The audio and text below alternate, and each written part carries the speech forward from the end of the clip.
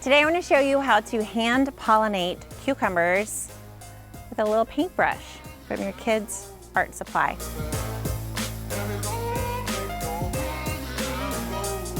My name is Nicole Burke and this is Gardenary. Gardening plus ordinary equals Gardenary. My goal is to make gardening an ordinary part of everybody's life, including yours, once again.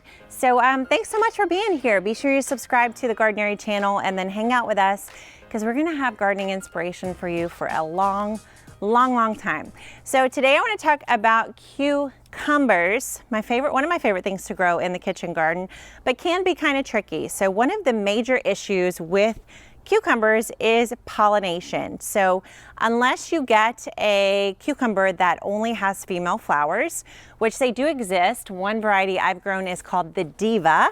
Hello, Diva. So the Diva cucumber is just female flowers, and the female flowers are the ones that produce the fruit.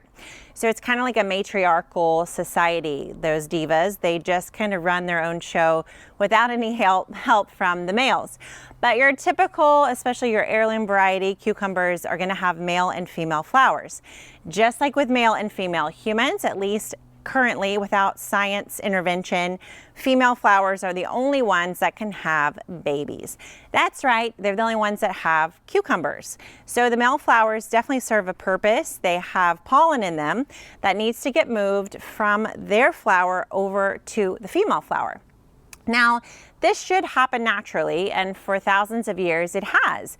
Bees and butterflies go into the pollen of the male flower and just have a little party in there, and then they go and they hang out in the female flower and have another little party in there, and the pollen just kind of accidentally drops off.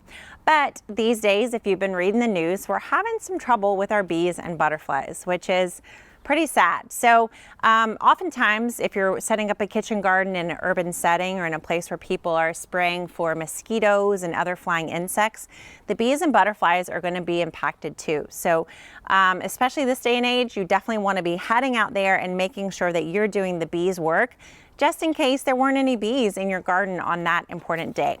So let's talk about what a male flower looks like and what a female flower looks like. Male flowers have a very thin stem right behind their flower. So we'll do a little close-up for you and show you what they look like. But basically, if you check out flowers like this one, where there is a strong, very thin main stem underneath the flower, those are always going to be males. So oops, I just accidentally popped off a male flower. But you can see the stem behind it. It is straight. So I like to say the girls are curvy and the guys are not. So if you see a straight stem behind a flower, and especially a skinny one, then that's a male flower. Male flowers show up first, so it can often be very frustrating to the gardener because you're like ready for fruit and you're seeing all these flowers, so you're getting excited, but actually they're just all guys. So I've had this experience time and time again, and even getting ready for this video, honestly, it was pretty hard to find a lot of female flowers on here. A lot of them were male. So that's what male flowers look like. Now let's talk about what female flowers look like. So like I said, females are going to have curves on them. Let me show you what one of them would look like. So this one obviously has already formed a fruit. Let me show you what one looks like that has not. I'm looking. So here's one. You can see the start of a fruit behind it. And sometimes the first time you notice the female flower, it's literally going to be that far along where you can already see the formation of the fruit. I'll show you one where we weren't quite as successful. So this flower here, you can tell has the curve behind it, but you can tell probably the pollination did not happen because this is not a strong green fruit that's forming. It's already kind of starting to wither and yellow. So that kind of curve behind the flower is what you want to see to know that you have female flowers. If you have a situation where you're mostly just seeing male flowers, it could be an issue with water, with nutrients for your plant. So one suggestion I've used is to add more calcium to your soil, more phosphorus to your soil, And then also I do a little bit of extra pruning on the leaves to encourage more flower production instead of leaf production. So there's a few troubleshooting things you can do, but it is super common to end up with a lot of male flowers and not enough female flowers. All right, so that gets us to the point when you do finally have female flowers show up, what should you do to help the bees and butterflies? So like I said, we're just gonna use a simple little watercolor paintbrush from my daughter's art set, and I'm just going to take my paintbrush and go and dip into the male flower. So this is the male flower, and you can see when I open it up that the pollen is there in the center of the flower. So I'm just going to take my paintbrush and rub it around in there just like a bee would. All right, so you can see it's so microscopic, but you should be able to see a change on your paintbrush, little bitty dots of pollen. So what I'm going to do now is try to find a female flower, which like we said is kind of easier said than done. So let me peek around. I'm going to see if I can at least add it to this one. So this does have some fruit forming and the flower is not totally open, but I'm going to show you. I'm just going to kind of put it as much on the flower as possible. Now ideally the flower would be more open at this point. It's pretty hard to spread the pollen, but you can at least hope that you're helping the process along. So I know gardeners that even at this stage of the fruit will go in, grab some male pollen and add it here to the base. Because I don't know about you, but I've had situations where I start to get fruit form like this, and then it ends up wilting and dying, which is a sure sign almost always of lack of pollination. So let me peek around and see if I can find a better open female flower for you to see. And the good part is this shows you really how complicated it can be, right, to find female flowers to pollinate. Now when you see ones like this one that did not pollinate well, you can go ahead and get rid of them if you want to.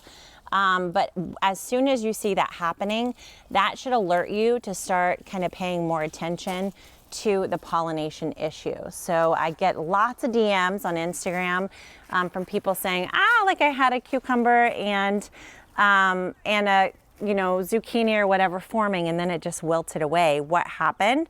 Generally, it's because of the pollination.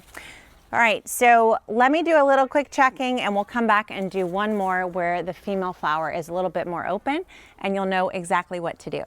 All right, so here is a more open flower in front of a female flower. You can see how the petals are more mature and they're opening up. So this is a perfect example of one that's ready to be hand pollinated.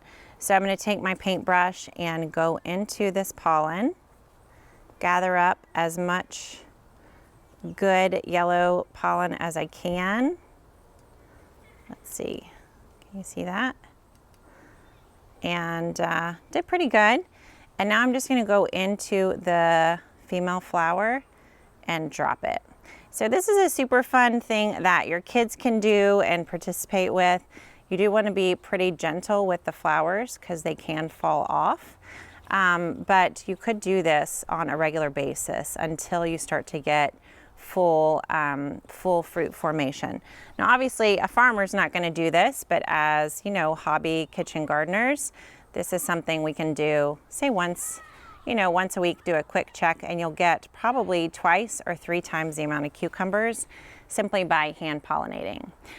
Plus you can feel like you're an artiste, because you're walking around with a paintbrush. All right, that's how we do it. All right, that is all you need to do to hand pollinate your cucumbers. You're gonna get 2 to 3 times the amount of cucumbers from your plants when you use a little paintbrush and just spread the pollen love around. Remember, if you're having serious issues, you need to work on the pH of your soil by either adding calcium or phosphorus or even both to your plants. And then if you just keep being frustrated by the whole pollination issue, just throw in the towel, buy yourself some Diva plants, and then you're just gonna have a matriarchy of cucumbers. Nothing but girls, and they will self-pollinate, which is, you know, a little bit easier, but not quite as fun as painting in the garden. Thanks so much for watching. Don't forget that we have garden coaches ready to help you set up and design your own beautiful raised bed kitchen garden just the way I have. So garden coaches are all over North America, and you can schedule a session with one of them today at gardenary.com/coaches. Thanks for hanging out with me and my cucumbers. I hope you have great success and loads of cucumbers in your kitchen garden this year and all the seasons to come. Take care. Bye.